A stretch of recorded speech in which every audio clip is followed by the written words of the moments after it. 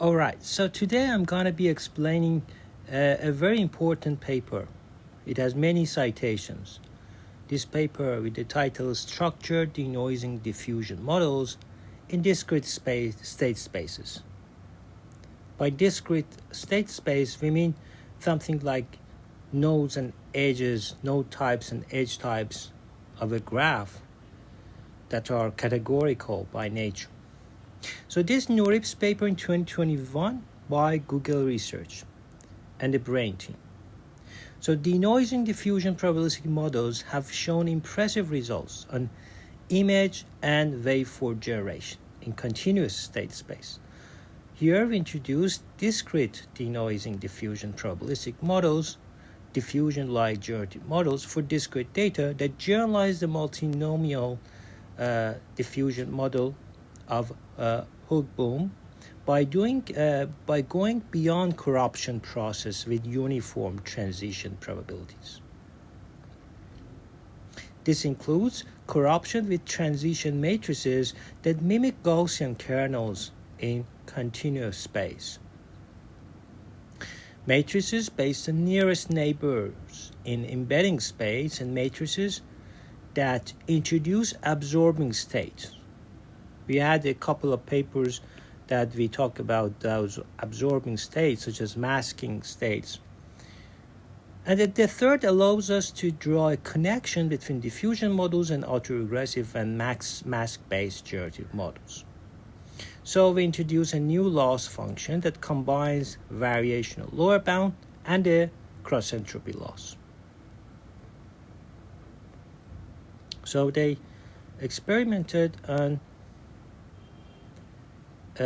images which is continuous by nature, but they can see it as discrete.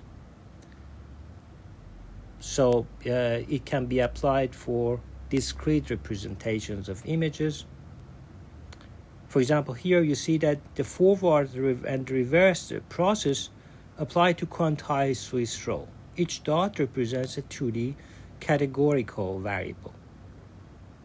And at the top, you see samples from uniform, discretized, Gaussian, and absorbing state model forward processes, along with corresponding transition matrices.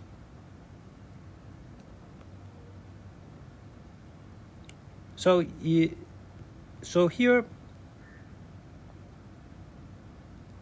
we want to extend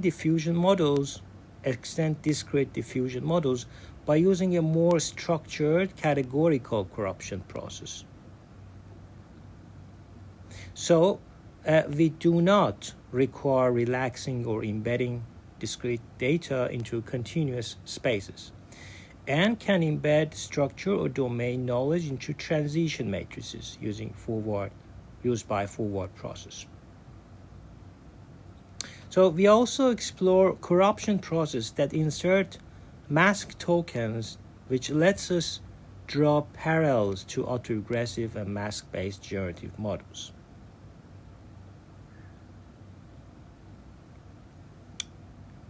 So in the appendix, they show this uniform diffusion that we have k categories. So 1 by k is the probability of each. So this transition matrix can be represented like this. Instead of just writing like this, now we represent it in a single line. Here 1 is the column vector of all ones. So when you multiply by this, and this is k by 1, this is 1 by k, so it becomes k by k. So 1 bar k in all things.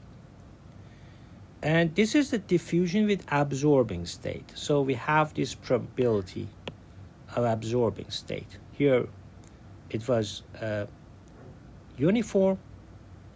Now here it is absorbing. So here 1 minus beta I is the same. But the only thing that changes is that instead of 1 transpose over k, we have 1 E transpose. And E is just a vector with 1 in the absorbing state. Usually I put absorbing state at the last entries. And also they have a discretized Gaussian transition matrices. So you know how you write your variation of upper bound in terms of three popular losses. The last one and the first one of them usually is 0, the other one is very small. So the only important thing is here. This is significant. That's why we model it. But they also, that here they added a loss, which is a cross entropy as well. So they model the one hot, everything is one hot because it's discrete by nature. And then take categorical distribution, x times q.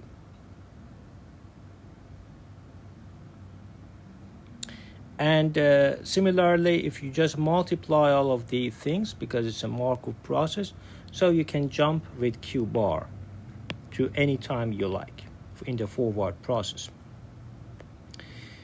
That's it. This is all the things that is in this paper. But here they talk about noise schedules.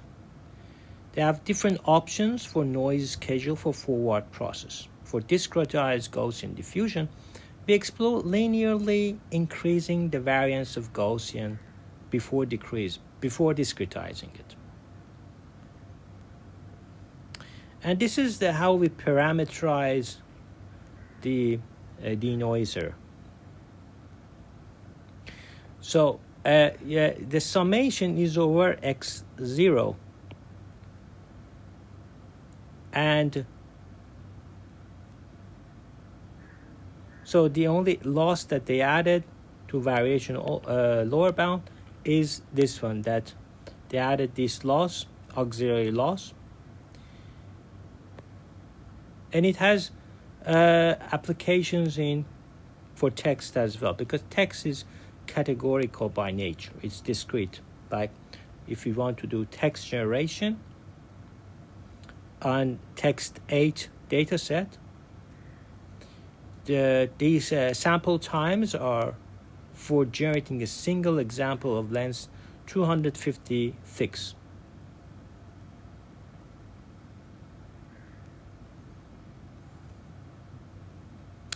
And this is quantitative results in LM1B.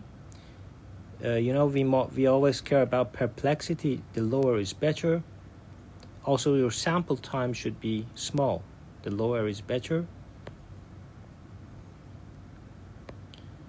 This is repetition of what I said. And now here they talk about using word embedding distance to introduce locality.